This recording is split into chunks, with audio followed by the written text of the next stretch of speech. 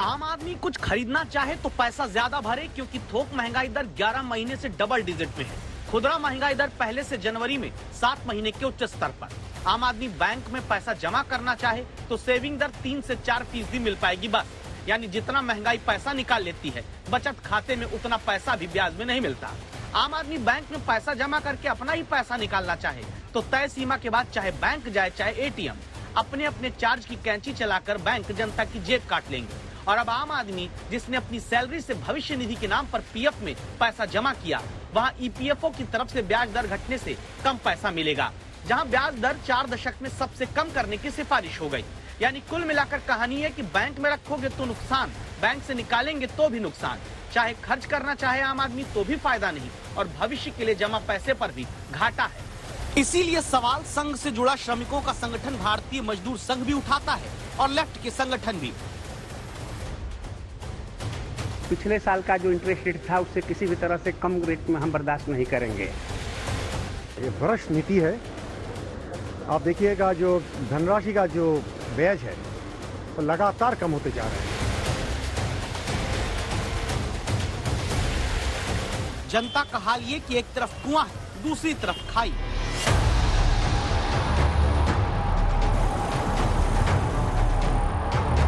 इस तरीके से ब्याज दरों को घटाया जाना, जबकि सरकार एक तरफ इस आर्थिक स्थिरता की बात कर रही है, उचित नहीं है।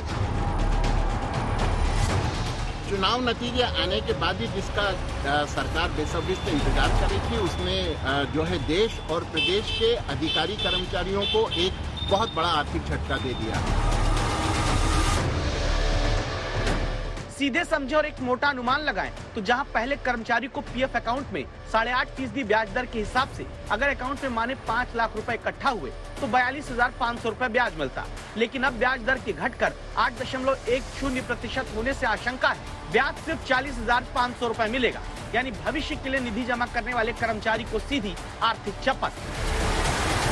इससे जो है प्रदेश के अधिकारी कर्मचारियों को 4,000 रुपए से लेकर के 20,000 रुपए का सालाना नुकसान होगा। निश्चित रूप से इसका प्रभाव जो है प्रदेश के जिन कर्मचारियों को सामान्य भविष्य निधि खाते खुले हुए हैं उन पर भी पड़ेगा, क्योंकि जब केंद्र सरकार ने ब्याज दरें कम करी हैं तो प्रदेश की सरकार भी ब्याज दरें कम करेगी। और ये केवल ईपीएफ का मामला नहीं है। ऐसा लगता है कि अब जो है वो आर्थिक जो संकट आए हुए थे केंद्र सरकार पर, उनको भुनाने का काम वो प्रदेश के अधिकारी कर्मचारियों से करेगी। आम आदमी चिंतित है कि पहले से क्या कम मुसीबतें थी जो अब कर्मचारी भविष्य निधि संगठन ने गरीबी में आटा गीला करने वाली हालत पैदा की। लेकिन जनता के लिए ऐसे फैसले लेने वाले श्रम मंत्रालय के मंत्री भूपेंद्र यादव असम में बैठक के बाद कहते हैं कि कर्मचारी देश के ब्याज दरें घटने पर भी खुश रहे। पिछले वर्ष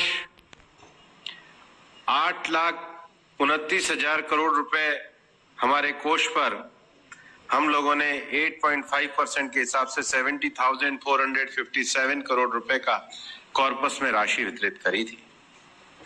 इस वर्ष ये आय बढ़कर 76,768 करोड़ हुई, जो 7.9% है। कोष की भी संख्या बढ़ी क्योंकि हमारे कंट्रीब्यूटर्स बढ़े। उतना ही हमको वितरित करना है। और हमें इस बात को बताते हुए अच्छा भी लगता है कि एसबीआई में अगर एफडी की जाती है 10 साल के लिए तो वहां पर 5.45% का ब्याज मिलता है। हमारे जो समानार्थक, हमारे जो बिल्कुल सिमिलर इंस्ट्रूमेंट है, चाहे पीपीएफ का हो चाहे बाकी के इंस्ट्रूमेंट हो, सब में 6.8 से लेकर 7.1% तक जो है उसमें ब्याज का वितरित किया जाता है। और इसलिए इस बार हमारे बोर्ड ने ईपीएफ पे 8.10% ब्याज दर अनुमानित आय और अनुमानित आय के मुकाबले के लिए हमने रिकमेंडेशन करी। मतलब ये कहा जा रहा है कि आम आदमी जिसे बैंक में एफडी पर ज्यादा पैसा नहीं मिलता, जिसे बाकी सेविंग में ज्यादा पैसा ब्याज के तौर पर नहीं मिलता, उन करोड़ों कर्मचारियों को भविष्य निधि में जमा पैसे पर ज्यादा ब्याज दर कैसे मिल सकती है। एक तरफ देश में अब सरकार कहती है कि हमारे पास आर्थिक रूप से स्थिरता आ गई है, कोरोना काल से हम उबर गए हैं, कोरोना काल में डीए भी कटा कर्मचारियों का और तमाम जो भत्ते थे भत्ते काट दिए गए, तो कर्मचारियों का बहुत सारा नुकसान हुआ। ईपीएफ उसकी जमा पूंजी है, इसमें सरकार अंशदान ही करती है और उन्हीं के पैसे से अंशदान दिया जाता है, तो इसे कम से कम 9% और से 10% के बीच में सरकार को रखना चाहिए। लखनऊ के मनोज कहां पीएफ में ब्याज दर 9% हो जाने का सपना संजोते हैं। हकीकत ये हुई कि मार्च 2020 में ईपीएफ ब्याज दर को 8.65% से घटाकर 8.5% कर दिया था। वो 7 साल में सबसे कम दर थी। अब मार्च 2022 में जाकर 6 करोड़ कर्मचारियों के भविष्य निधि पर मिलने वाली ब्याज दर 8.10% हो गई, जो 40 साल में सबसे कम है। कर्मचारी भविष्य निधि संगठन की तरफ से 2021-22 के लिए ब्याज दर घटाने पर लेफ्ट और राइट दोनों के संगठन एक होकर विरोध कर रहे हैं। हम किसी भी तरह का मजदूरों के अनहित वाली निर्णय को हम स्वीकार नहीं करते हैं। इससे मजदूरों को काफ़ी घाटा होगा। उनके इंटरेस्ट रेट में गिरावट आई है, तो पिछले साल का जो इंटरेस्ट रेट था उससे किसी भी तरह से कम रेट में हम बर्दाश्त नहीं करेंगे। ये भ्रष्ट नीति है। आप देखिएगा जो धनराशि का जो ब्याज है वो लगातार कम होते जा रहे हैं। जो लोग वरिष्ठ नागरिक है, उसका जिंदगी का कमाई जो बैंक में रखे हुए है उसका ब्याज भी कम होते जा रहा है। तो ये आम आदमी के लिए खतरा है। जो वर्कर्स है, वर्किंग क्लास है, उनके खिलाफ है। इसका पुरजोर विरोध करना है।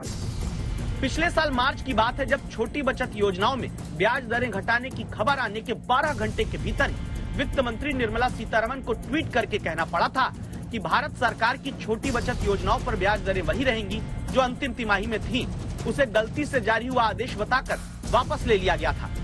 तो क्या अब इस साल ईपीएफ पर ब्याज दरें घटाने की सिफारिश को भी गलती से जारी हुई सिफारिश कहकर वित्त मंत्री 6 करोड़ कर्मचारियों को उनके भविष्य के लिए जमा पैसे पर घाटा सहने से बचाएंगी? कोलकाता से तपन और लखनऊ से समर्थ श्रीवास्तव के साथ रवीश पाल सिंह, भोपाल आज तक।